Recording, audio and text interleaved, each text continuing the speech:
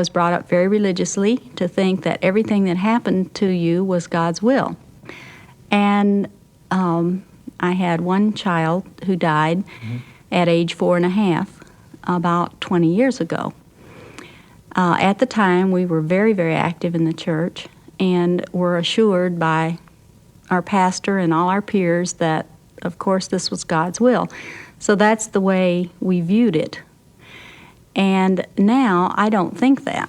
I have done a reversal. I don't think that that was God's will. I can't believe that a loving God would inflict deadly germs on a 4.5-year-old child for any logical reason. This program presents the work of a man who has pursued a single question for most of his career. How does faith, religious faith, secular faith, faith of any kind, change over the course of a life? James Fowler is a minister steeped in psychology, theology, and the stories people tell of life's journey. To understand how he answers his own question, you might picture faith as a house with 6 rooms. One is a room for the imagination, another for storytelling. There's a room in which the object of faith is personal, another where it's abstract, and still another where it's mysterious and paradoxical. Finally, there's a room where it's the source of universal compassion. Fowler believes that faith develops by moving from one room to the next. His theory is regarded as a pioneering effort.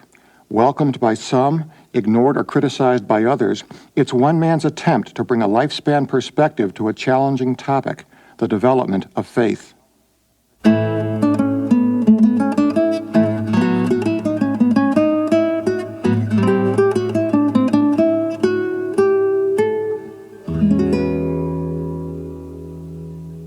I grew up in the home of a Methodist minister, and that in itself is a kind of interestingly marginal position in the world. You observe a community of faith, as it were, from behind the legs of the leader of that community.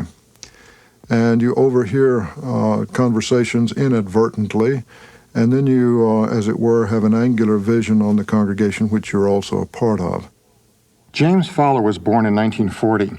He grew up in North Carolina in a home in which religious faith played a major role. From early on, watching his father interact with parishioners awakened questions about how people's beliefs relate to the way they live their lives. Fowler was educated at Drew Theological Seminary and went on to receive a doctorate from Harvard's Religion and Society program. The roots of his theory of faith development were planted early in his career. I was 28 when I took a job as associate director of a place called Interpreter's House in North Carolina.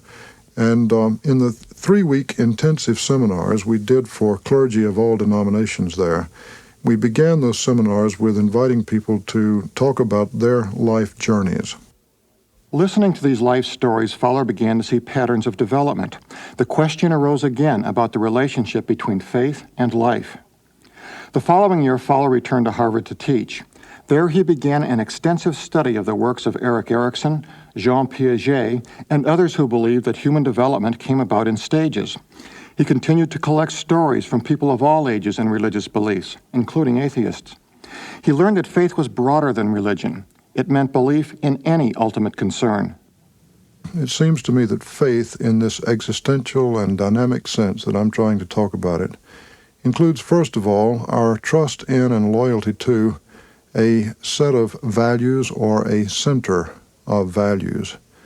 Some cause or person or group or reality that draws our hearts and that we're committed to and that exerts ordering power in our lives. Fowler's definition of faith need not involve religion at all. As some of his students pointed out, when he talks about God, you can easily substitute something else. We say, "The Lord is my shepherd, I shall not want," but they suggested a variety of other things. My stock portfolio is my shepherd, I shall not want. My tenure in the university is my shepherd. Or, speaking collectively, we could say the Star Wars missile system is my shepherd, I shall not want. What's important, he says, is to realize that faith is a lifelong experience. It begins in the very first year with the foundation that parents create for their children. It's a foundation that infants can count on or not, trust in or not, believe in or not. Here's a mother describing the foundation she's laid for her 1-year-old. I think she's secure, and I think she's going to have a good deal of confidence as she grows up. I think she's going to know that the world is a good place, and there's a lot of love and a lot of warmth and security and fun certainly to be found in the world. Our parents are the first beings we experience who obviously have what seems to us to be infinite power. They're much larger and more powerful than we. They seem to be able to know our needs and anticipate and meet those needs before we can even articulate them. They seem to have been forever. They were before we were. And so as far as we know as infants, they will go on forever, the immortals. It's parents, says Fowler, who lay the foundation for faith, but it's children who build the house. Around the age of 3, the first room is ready.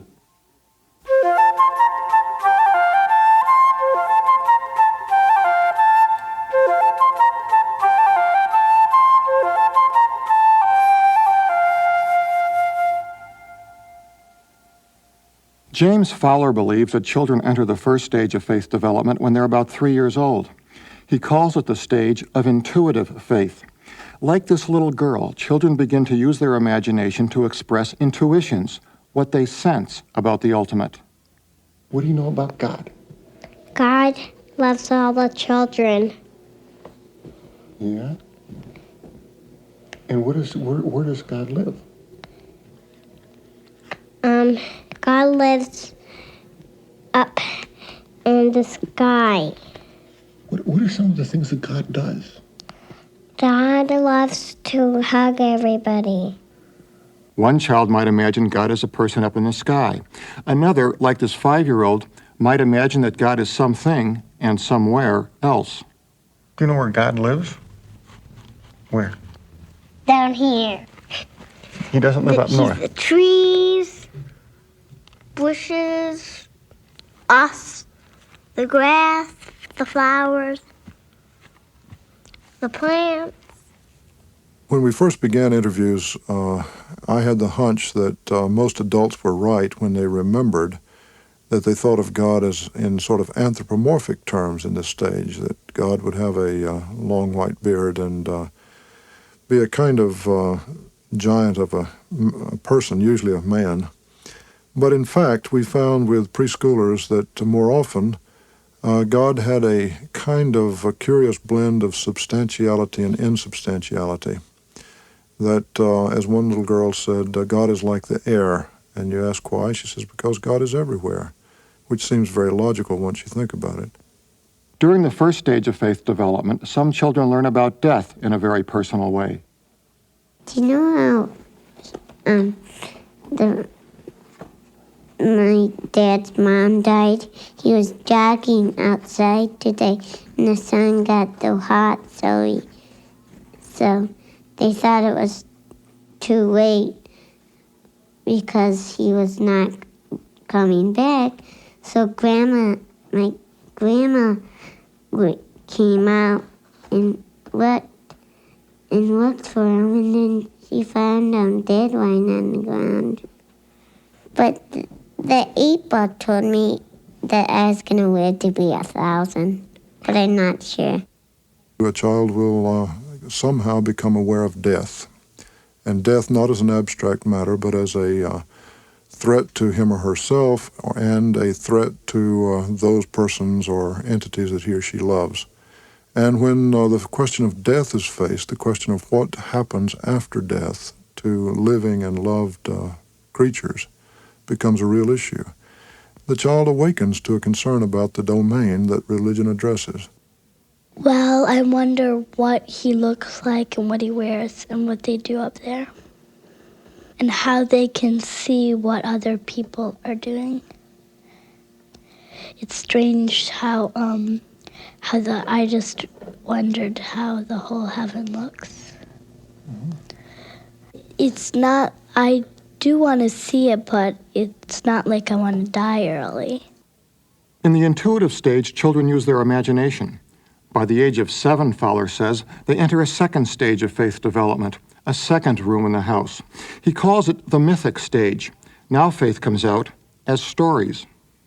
The mythic refers to the importance of narrative, in making meaning, which means I'm able now to compose stories or to narratize my own experience.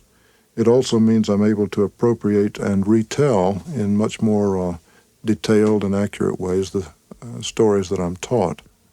When Jesus was born, 3 wise men came, but before the 3 wise men came, a herd of angels were in the sky, and they sent a message to the shepherds who came and saw.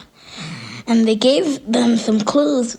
They said you would find a baby wrapped in swaddling clothes. In the mythic stage, children interpret religious stories literally. They also believe in what Fowler calls moral reciprocity. Make a deal with God, and he'll come through. The child would assume that if he or she asked God to do something for them and promised God that they would do either this, that, and the other that's good, or would avoid breaking rules, that God would provide, or God would come through with the request. I'm usually asking for riding lessons because I like horses a lot.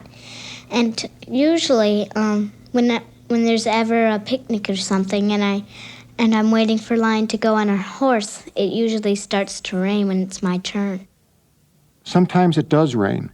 Sometimes God doesn't seem to keep his end of the deal, even when you've kept yours. It's enough to make you angry.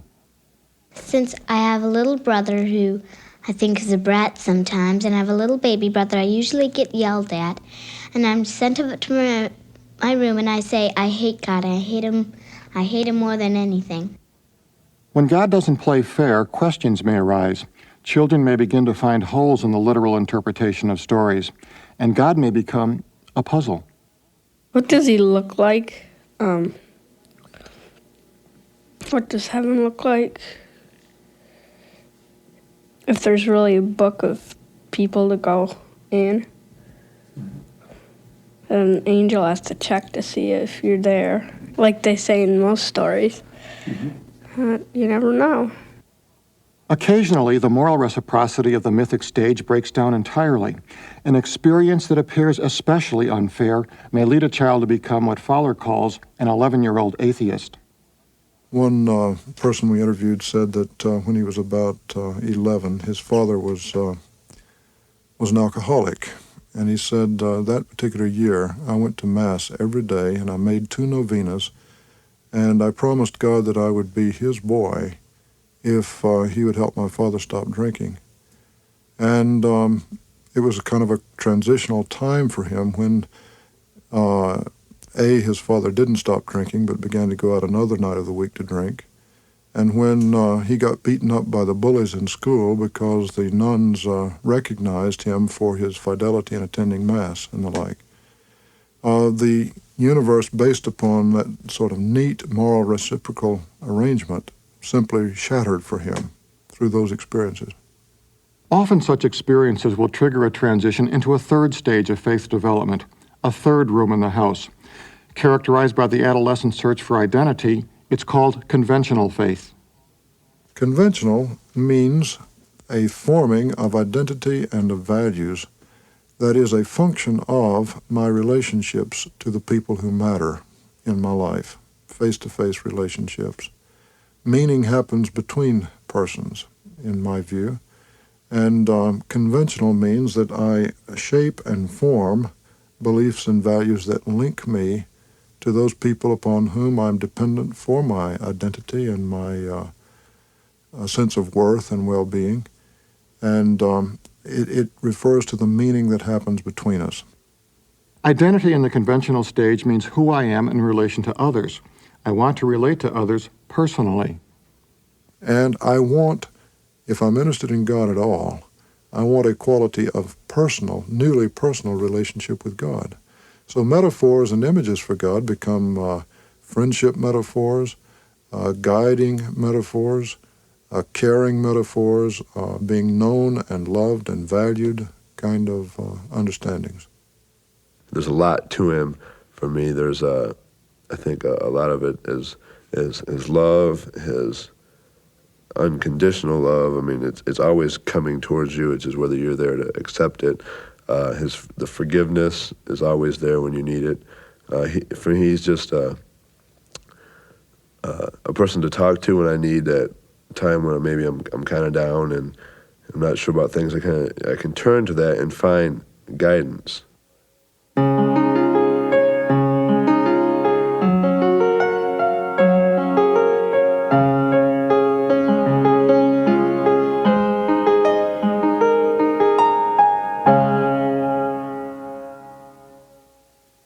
The older we get, the harder it becomes to say that a particular stage of development comes at a particular age, or even to say that life comes in stages at all. It's not turning 20, 30, or 40 that brings on change, but having certain life experiences.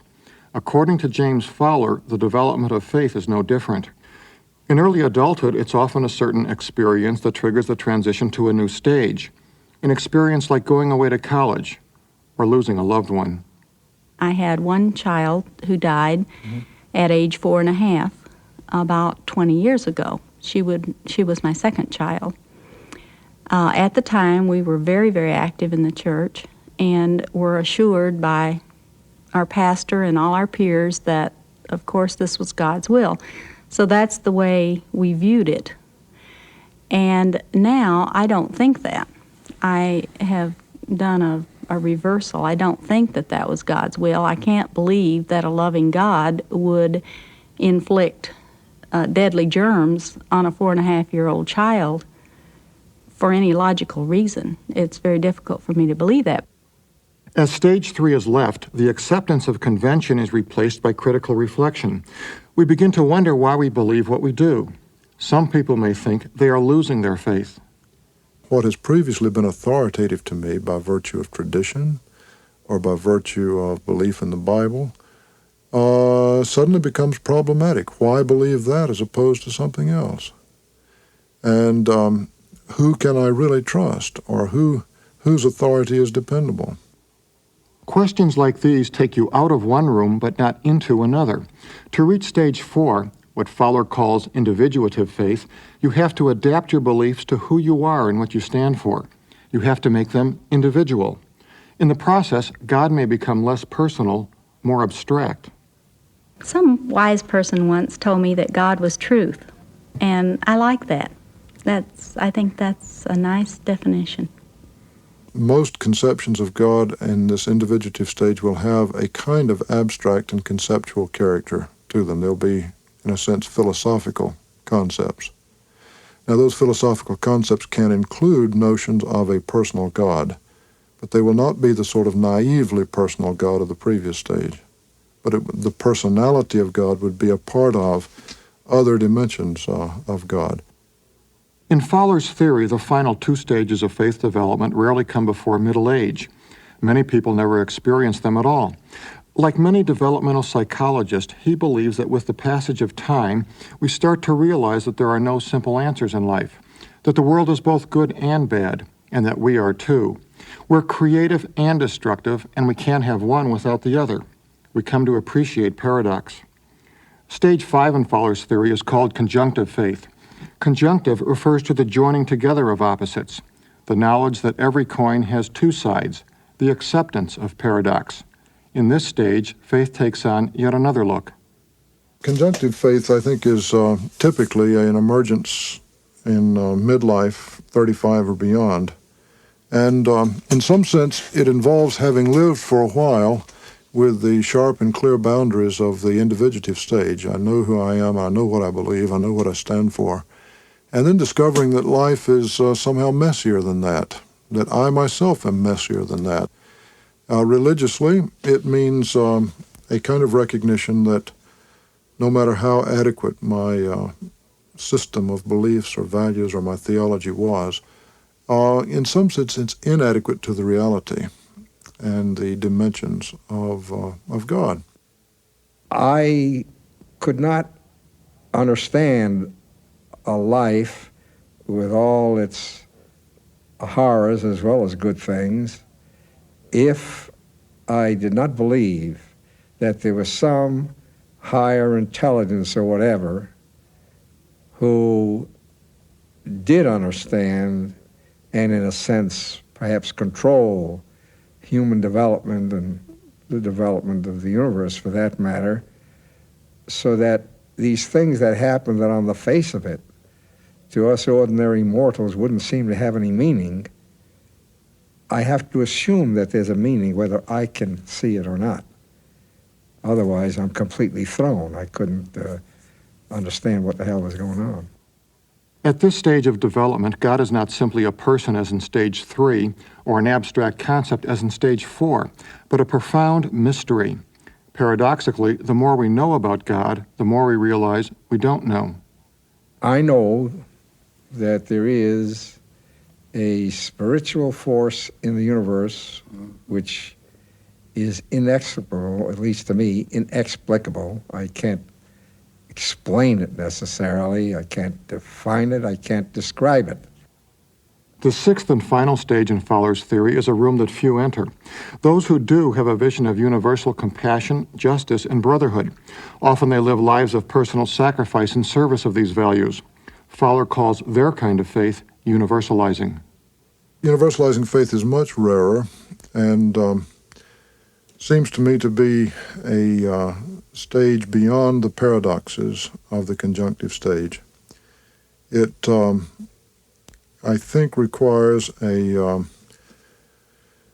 readiness to relinquish the self as the vantage point from which valuing and knowing is done, and that can only be done by a grounding of the self in the beyond self, a grounding of the self in the transcendent or the ultimate.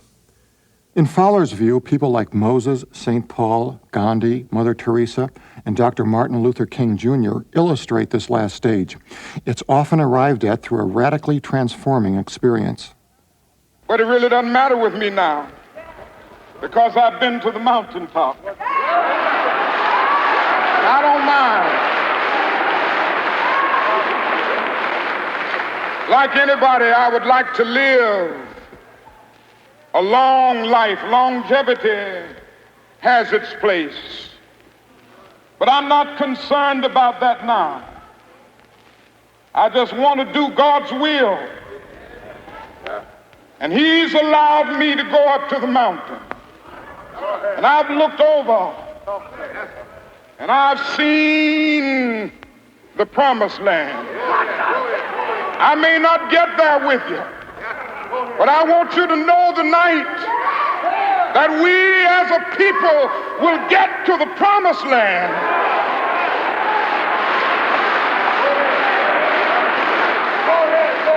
So I'm happy tonight. I'm not worried about anything. I'm not fearing any man. Mine eyes have seen the glory of the coming of the Lord.